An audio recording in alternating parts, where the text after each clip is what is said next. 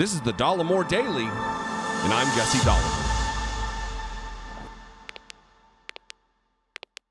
Earlier in the hearings, the January 6th Select Committee's hearings investigating the events of January 6th, 2021, the insurrection, the attempted overthrow of our government by way of reinstalling Donald Trump via overturning a free and fair election. They're laying out the case. And earlier in the hearings, there was a reference to Scott Perry, a disgraced congressman from Pennsylvania, begging for a preemptive pardon. Now, again, we'll restate that if you are seeking a pardon, it means you think you did a crime.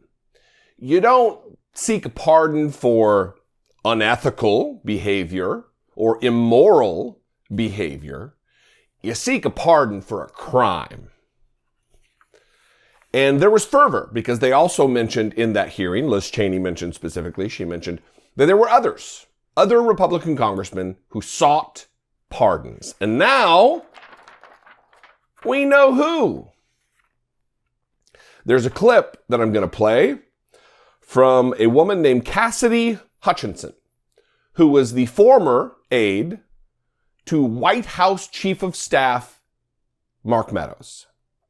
And the people who sought pardons, Matt Gaetz, in early December, Matt Gaetz was allegedly seeking a preemptive blanket pardon for all time.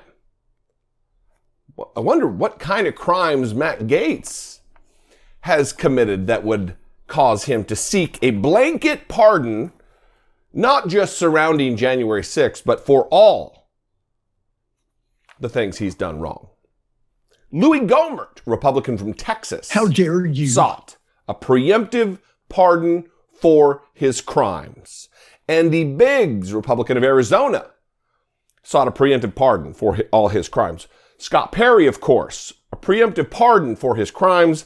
And Marjorie Taylor Greene, also a part of that December 21st meeting at the White House where they plotted the overthrow of the United States government. She also sought, not from Cassidy Hutchinson, from somebody in the White House's legal office named Philbin.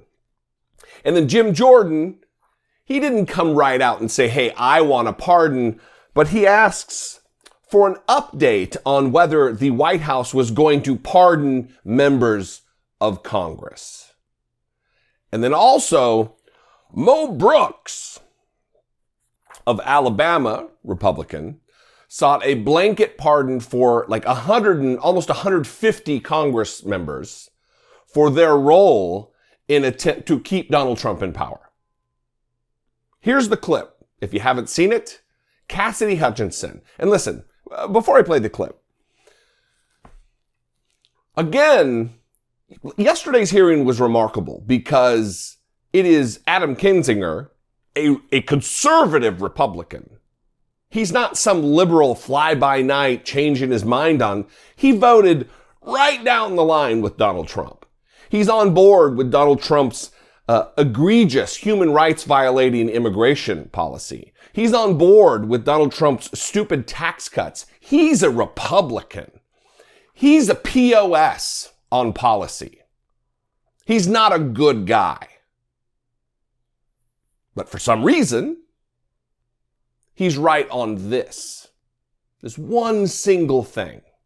Other than that, he can pound sand.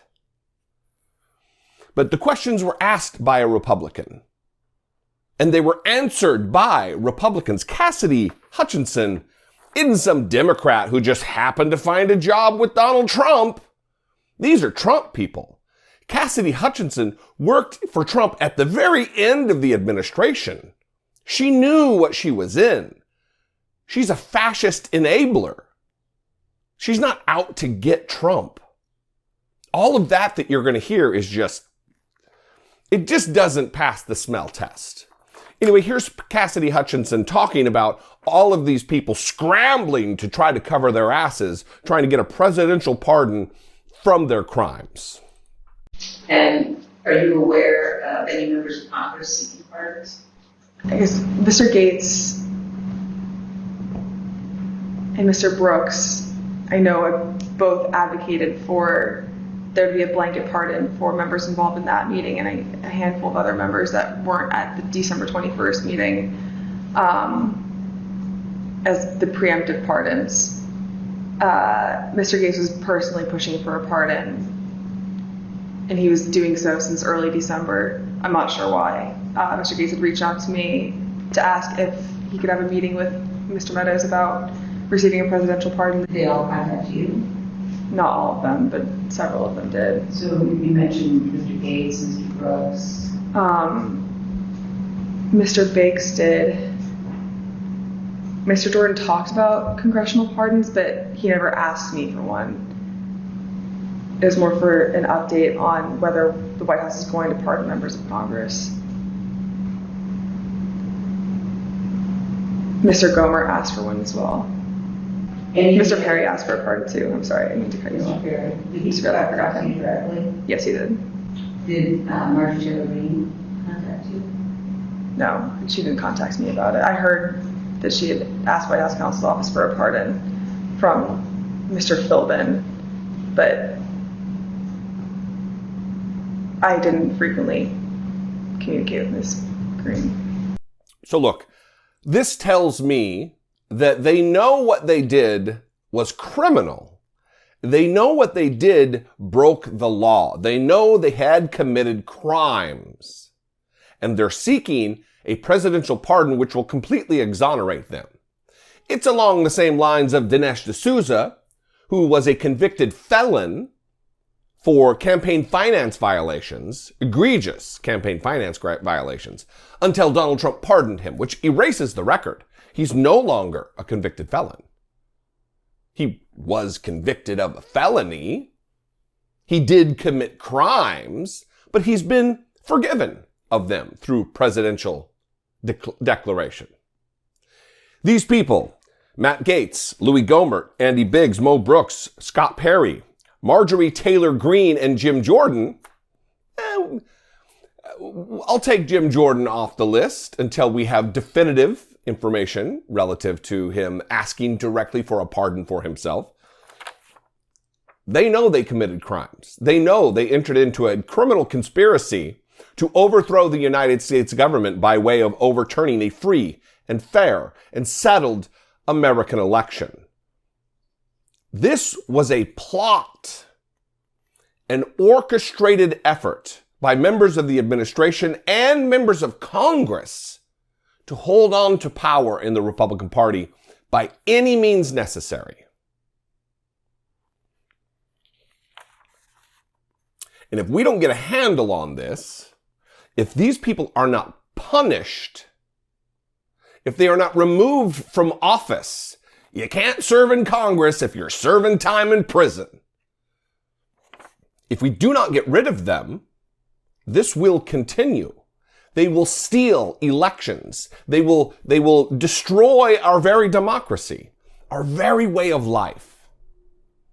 So, Merrick Garland, you don't got much time, brother.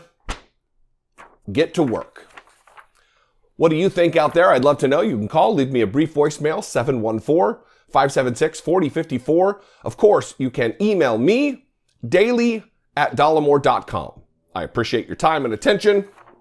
Follow me on social media. I'm at Dollemore just about everywhere. Instagram, Twitter, and TikTok.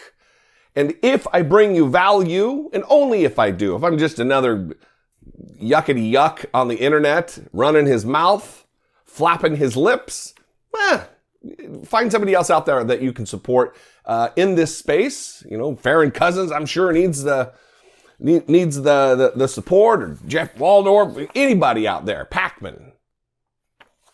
But if I am your guy, please consider supporting me. Click the join button below. Become a channel member for $1.99 a month. Pennies a day. Or go over to my Patreon page, patreon.com/IDoubtIt podcast. Both those are great ways to support what we do here. Furthering the mission, continuing the work, protecting our democracy, or doing our damnedest to do it. Anyway, I'll see you next time. Until I do, be genuine and take care of one another.